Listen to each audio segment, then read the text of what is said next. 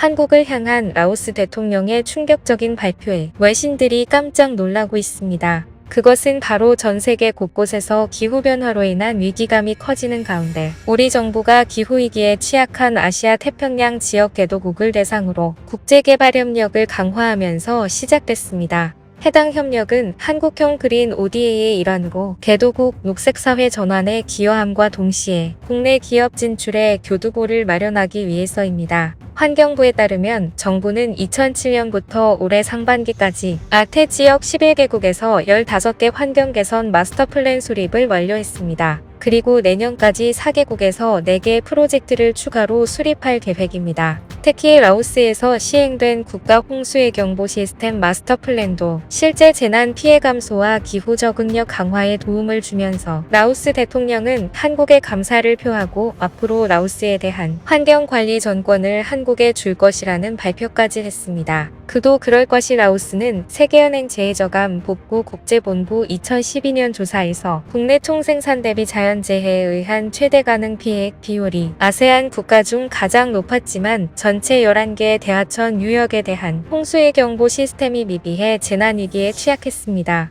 하지만 이번 마스터 플랜을 통해 한국이 라오스 국가 전역의 홍수의 경보 및 조기 경보 시스템 구축을 위한 기본 계획을 수립하고 기존 시스템을 개선하는 등 협력 사업 6건을 발굴하는 큰 성과를 거뒀습니다. 그리고 국내 기업 진출에 교두보를 마련하면서 한국에도 큰 이익을 가져왔다는 것이 외신들의 평가입니다. 한국은 라오스뿐만 아니라 몽골에도 놀라운 성과를 가져왔는데 울란바토르 대기질 개선 마스터 플랜은 이 사업의 성공적 사례 중 하나로 꼽히고 있습니다. 사업에 참여한 국내 기업 에코엔 파트너스와 한국환경공단 컨소시엄은 대기 분야 마스터 플랜 수립 과정에서 정책 제안 5건, 협력 사업 5건, 중점 협력 사업 2건을 도출했고 후속으로 울란바토르시 정보통신기술 기반 통합대기관리 시스템 사업을 환경부의 그린 뉴딜 탄소 중립 국제개발협력으로 연계했습니다. 후속 사업은 2023년에 시행될 예정입니다. 정부는 이 밖에 해외 유망 환경 사업에 대한 예비분 타당성 조사 비용을 지원해 국내 기업이 경쟁국 대비 사업 수주 경쟁에서 우위를 확보할 수 있도록 하는 해외 환경 프로젝트 타당성 조사도 실시하고 있습니다. 아태 지역에서만 지난해까지 21개국 129개 타당성 조사를 진행했고 2022년까지 4개국 6개 프로젝트를 추가 지원할 계획입니다. 이 같은 성과가 나오자 동부건설은 라오스 비엔티안 공공사업교통국에서 발주한 라오스 메콩강변 종합관리사업의 착공식을 가졌다고 밝혔습니다. 비엔티안시 메콩강변 항구에서 열린 착공식에는 비엔티안시 시장을 비롯한 라오스 측 정부부처 관계자들과 주라오스 한국대사를 비롯한 한국 측 공사 관계자들이 참석했습니다. 이들은 양국의 우호적인 관계 속에서 성공적인 공사의 시작과 마무리를 기원했습니다.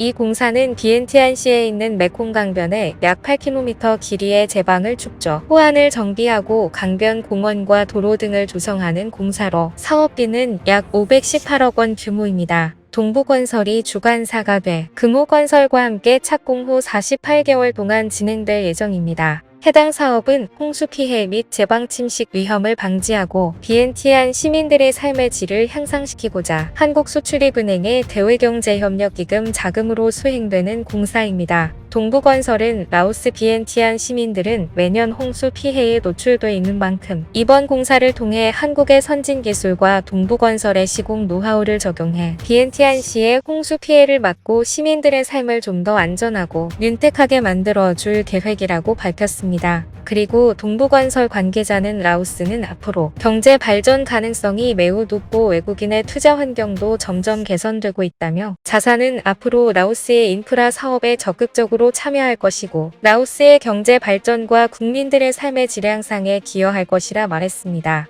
라오스 정부가 한국에 감사를 표하는 것은 환경 분야뿐만이 아닌데 그것은 바로 한국 전쟁 직후 미국이 미네소타 프로젝트로 한국 의료키트를 마련해줬듯이 한국이 이제는 라오스에 혜택을 돌려주는 사업을 본격적으로 진행하기 때문입니다. 여기서 미네소타 프로젝트는 1954에서 61년 미국 정부가 시행한 서울대 교육 원조 사업을 말합니다. 제2차 세계대전 후 미국이 제3세계에 지원한 교육 원조 사업 중 규모가 수요가 가장 컸습니다. 이 덕분에 서울대, 농대, 공대, 의대 시설을 복구할 수 있었습니다. 또 서울의대 교수진과 조교 77명이 미네소타 대학 의대와 부속병원에서 연수를 가서 현대의학을 배웠고 이게 한국 의료의 밑바탕이 됐습니다. 서울대병원은 이 같은 혜택을 라오스에도 전하고자 라오스 보건부와 국립대학병원 건립사업 계약식을 할 예정이라고 밝혔습니다. 라오스 수도 비엔티안에 400병상 종합병원을 건립하는 것인데 24개 진료과와 특수클리닉 시뮬레이션 센터가 들어갑니다. 이는 라오스의 국립외과대학 부속병원을 짓게 되는 것인데 해당 병원이 라오스의 첫 국립대병원이 되기에 라오스인들은 해당 병원이 건립되기를 고대했다고 외신들은 평했습니다. 서울대병원은 지난 9월 우선 협상 대상자로 선정됐고 11월에는 종합 컨설팅 계약을 했습니다. 총 사업 비용은 약 1,000억 원으로 한국의 대외경제협력기금에서 라오스에 차관을 제공하는 방식입니다.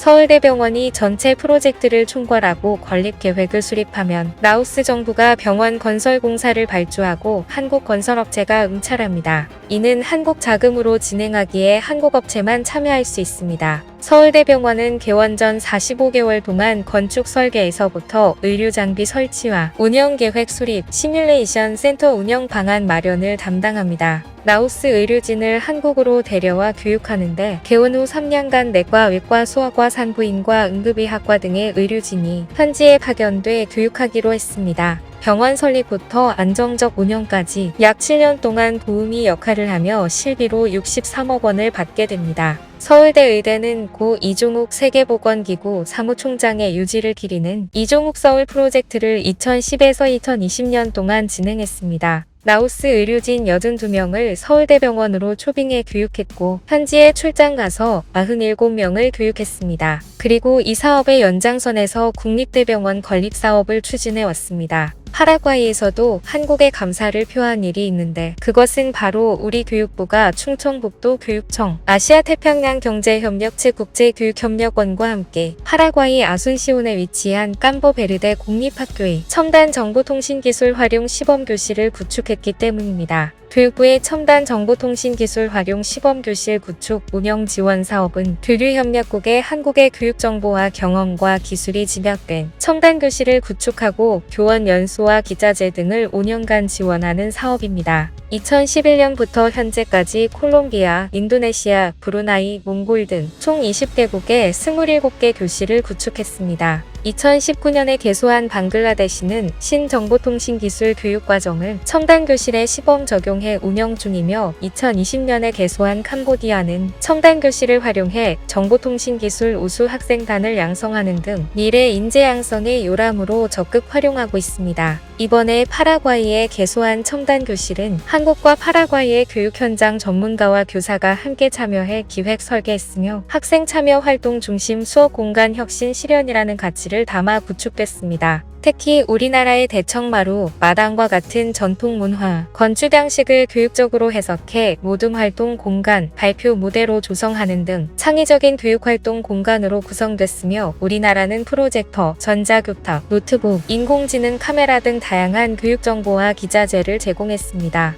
이를 통해 창의융합 과학교육, 활동탐구 중심 수학교육 등 다양한 교과목의 정보통신 기술을 접목한 수업이 이루어질 예정이며 파라과이 예비 교원을 위한 교육정보화 연수시설로도 활용될 예정입니다. 이에 대해 파라과이 교육부는 한국의 혁신적인 교육 방식을 배워 미래 인재 양성의 요람으로 적극 활용할 것이라며 한국 정부에 깊은 감사를 표한다고 전했습니다. 우리 교육부도 첨단 교실이 파라과이의 교육 정보화를 선도할 수 있도록 앞으로 4년간 교원 연수 및 추가 기자재 제공 등 후속 지원을 차질 없이 진행해 나갈 계획이라고 밝혔습니다. 시청해 주셔서 감사합니다. 이상 세상사였습니다.